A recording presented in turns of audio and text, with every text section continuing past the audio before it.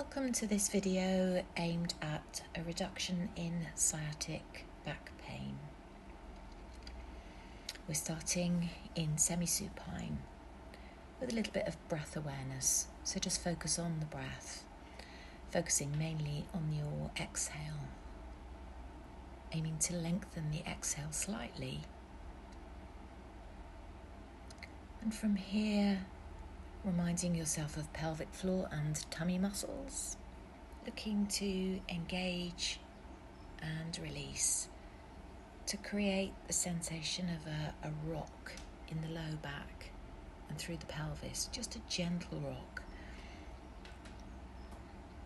If all feels well, you might make this movement slightly stronger, slightly bigger. And this movement might then progress to a low or gentle bridge, only making the bridge bigger and stronger if that feels right for your body at the time of practice, and that could vary day to day.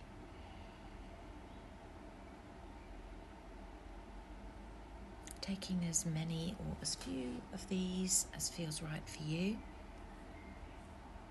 and then stepping the feet to perhaps mat width apart or a little wider apart, and do a gentle rocking side to side now with the knees. And you don't have to take those knees very far at all. It just could be a few centimetres from centre, flowing with the breath if possible, that exhale into the twist element of this and the inhale bringing you back to the middle. When you've had enough of those, bring the knees in over the tummy. And then with one hand on top of each knee, create yet more rocking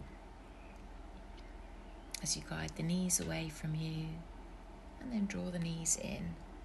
Finds a gentle rhythm and just as much movement as feels good. And then converting this to a rotational movement through the hips, so using the hands to guide the knees in opposite directions, taking a few in one direction and then changing.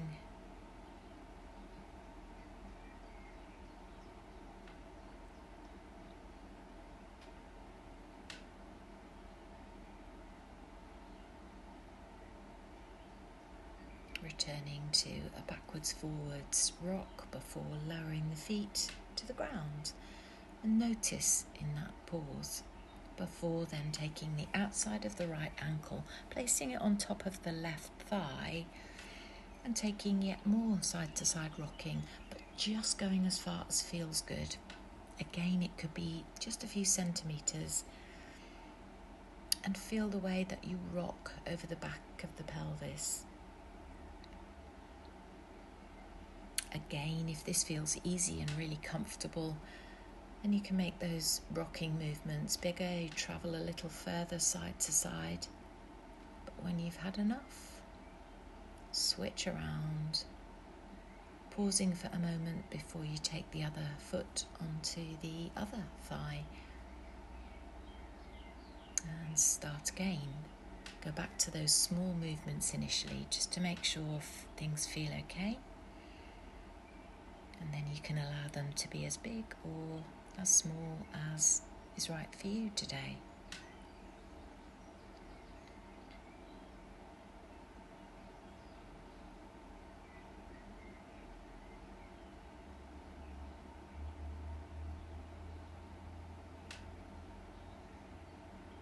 And then bringing the 2 feet to the ground back to semi-supine to notice what's happened. And then we'll change position again, taking that right ankle on top of the left thigh. And if it feels good to, bring the left foot away from the ground, wrap the hands behind the left thigh, and feel how this is a bigger stretch. If it's not right for you, come out of it. Stay there as long as feels good.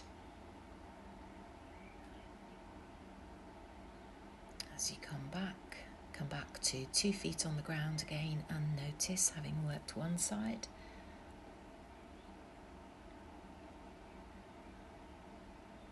and switch around again.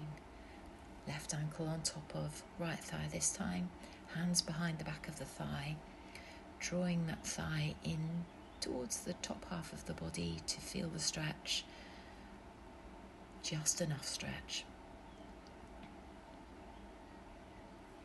Again, if this doesn't feel right for you, come out of it.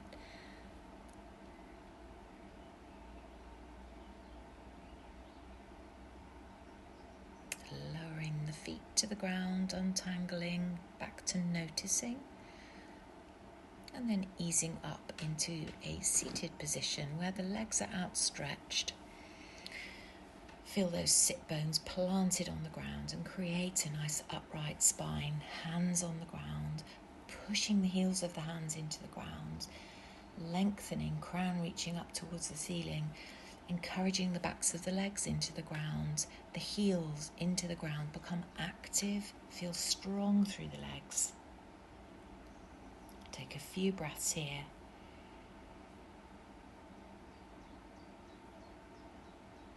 Drawing that pelvic floor up, draw the tummy muscles in, feel strong, feel active. And then easing out of this and coming into another twist. So keeping the left leg outstretched, toes pointing up towards the ceiling, cross the right foot to the inside of the left thigh. And then wrap the left hand around the right leg, drawing it in. Right hand is behind you on the ground, keeping you nice and tall, spine nice and straight. Maybe the chin comes around over that right shoulder. A few breaths there. And then untangling, coming to the other side. Left foot onto the outside of the right leg. But you can change this. You might find you have more space and more comfort by folding the leg that was outstretched around. So in this case, I'm bringing my right heel around towards my left thigh and then crossing that left foot to the outer side of the right thigh, using the right hand to hug the left leg in and into the twist, long spine, chin over the left shoulder. And here's a view from the front, because this can be a bit tricky to see what's going on.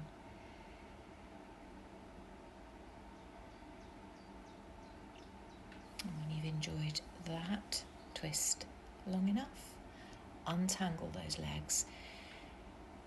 Keep the knees a little bit soft as you drape the upper body over those thighs into a forward fold, a soft forward fold. If you're hungry for more depth in this forward fold, you can slide the legs out long.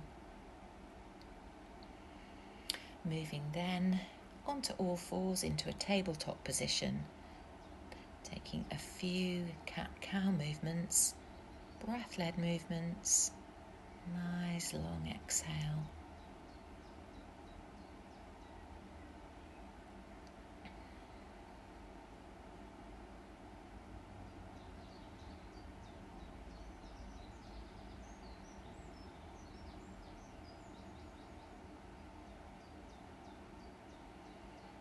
And then come to tabletop and step your right foot forward between the hands.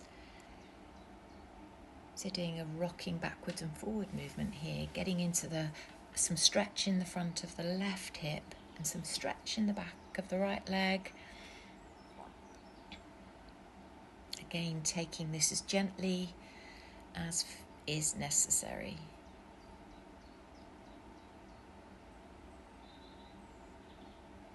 You can see I've stepped my hands a little bit further forward to gain some more depth of stretch.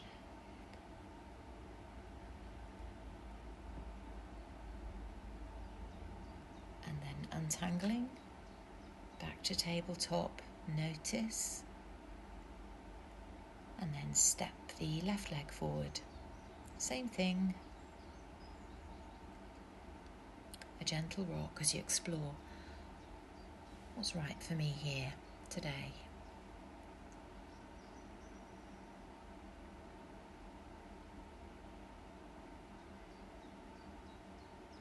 And if it feels like you want a little bit more depth of stretch, you can walk the hands slightly further forward.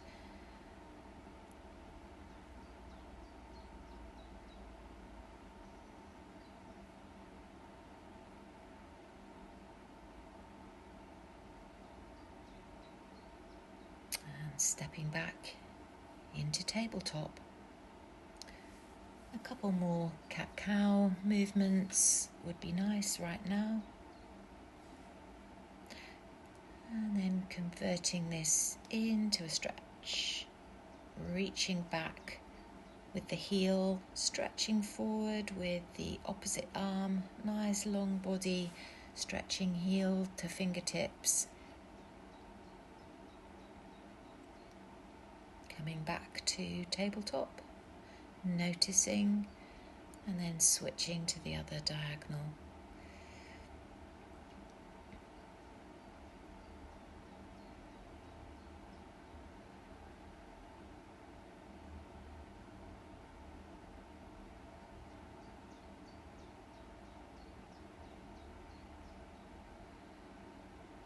Back to tabletop. A few more cats and cows.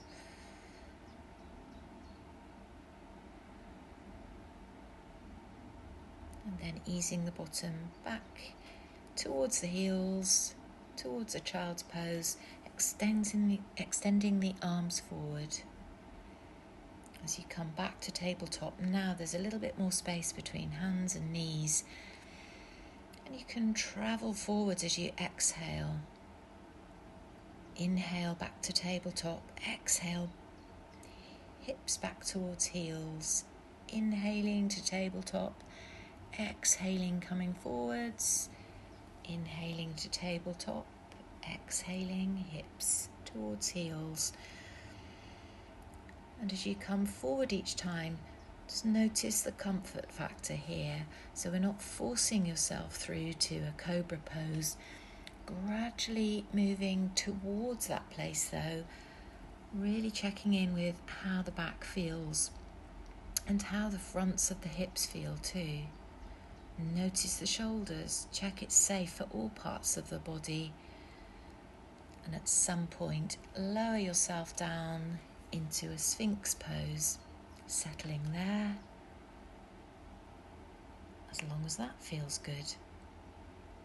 And from sphinx pose, lower down still further, make a pillow with your arms, rest your head on your pillow, ideally the forehead on the pillow so the back of the neck is long. And then we'll convert this into a little bit of a hip opener, which might feel nice on the side where you suffer most with sciatica. So bending the knee, bringing that knee out, lining it up with your hip, knee soft, looking in the direction of the bent knee. You could spend as long as you like in this position. And I'm just here switching to the other side. And just to say, a little bit of support under the bent knee can be really quite helpful. So here I've placed a cushion beneath the knee. And that might feel more helpful still. And staying in this pose as long as you like, resting there. Namaste.